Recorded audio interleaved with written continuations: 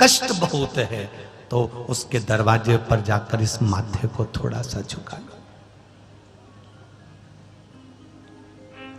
कभी कभी अगर तुमको लगे कि मेरे जीवन में बहुत बीमारियों ने मुझे घेर रखा है, तो प्रयास करा करो कि बेलपत्र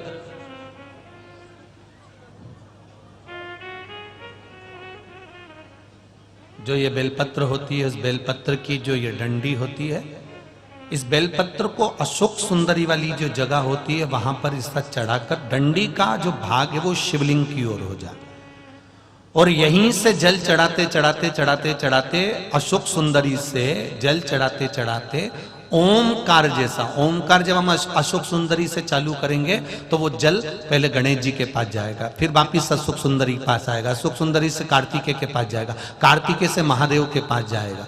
ऐसा ओमकार जैसा जल, जब तुम्हें लगे कि बीमारी बहुत घेर रखी है, और बहुत बीमारी ने घेर लिया, कोई किडनी, कोई लीवर, कोई बहुत शरीर में कष्ट, कोई रोग बीमारी, या कहीं तुमको ऐसा लग रहा है कि मेरा गर्भ 20 साल हो गए, 22 साल हो गए, संतान नहीं, तब भी इस प्रयोग को जरूर करिएगा।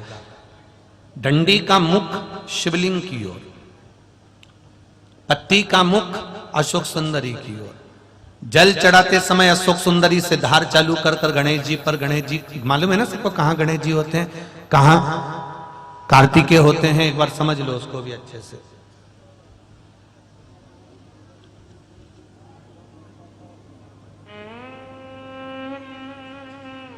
ये नीचे का गोल भाग, ये जल जाने का स्थान, ये शिवलिंग, बीच में जो मोटी सी लाइन होती है वो अशोक सुंदरी का स्थान है।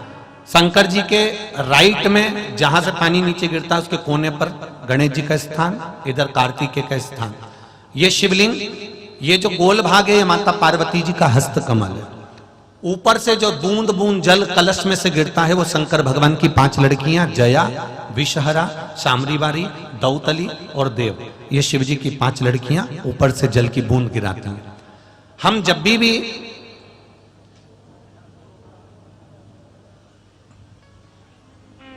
अगर इस कार्य को कर रहे हैं तो बेलपत्री जो चढ़ा रहे हैं वो अशोक सुंदरी वाली जगह पर बीच में चढ़ा दिया, डंडी का मुंह के दर हो। जल चढ़ाना यहीं से चालू करा, यहां से गणेश जी पर गया, गणेश जी से अशोक सुंदरी पर आया, अशोक सुंदरी से कार्तिकेय पर आया, कार्तिकेय से देवादिदेव महादेव पर आया। ये ओम बिंदु जल है, इसको हरिओम जल भी कहता है।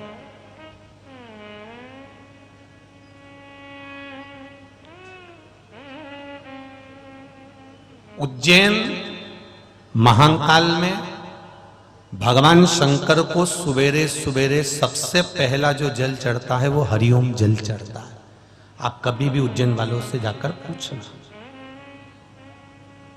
भस्म रमैया मंडल से पूछना, या उज्जैन के किसी एक व्यक्ति से पूछना, या वहां के पंडा जी से पूछना कि हरिओम जल कब चढ़ता है, तो वो कहेंगे सबसे पहला जल सुबह का हरिओम जल चढ़ता है। इसको हरिओम जल भी कहते हैं। ये रोग निवारण के लिए, कार्य सिद्धि के लिए होता है। कभी कभी आप किसी कंपटीशन एग्जाम में बैठ रहे हैं, किसी परीक्षा को देने के लिए जा रहे हैं, तब भी हरिओम जल का प्रयोग कर सकते हैं। उस जल की एक बहुत सुंदर पत्र यहां आया है।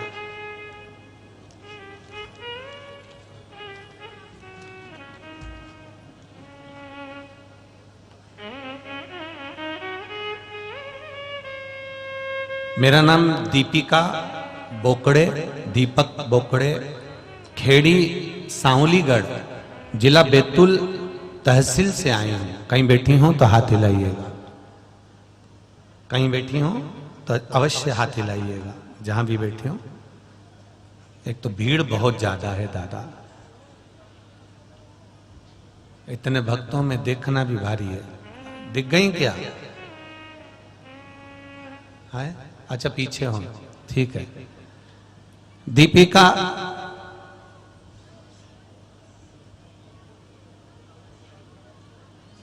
जय हो जय हो जय हो, आ गई आवाज, आ गई। राम जी हर हर महादेव। दीपिका जी बोकड़े, दीपक बोकड़े, खेड़ी सांवलीगढ़, जिला बैतूल, तहसील बैतूल से हूं। गुरुजी क्या बखान करूं भगवान शंकर पर जल चढ़ाने का। 7 वर्ष तक कोई औलाद नहीं थी गुरुजी, संतान की प्राप्ति नहीं हो रही थी, सब अपशब्द भी कहना चालू कर दिए थे। खूब इलाज 1 साल से कराया पर आराम नहीं लगा।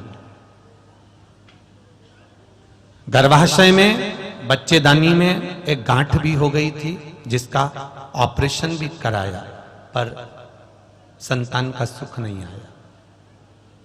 जब आखिरी में फिर हम वापस जांच कराने गए तो डॉक्टर ने कह दिया तुमको संतान नहीं होगी। टेस्ट भी करवाया, संतान नहीं हुई।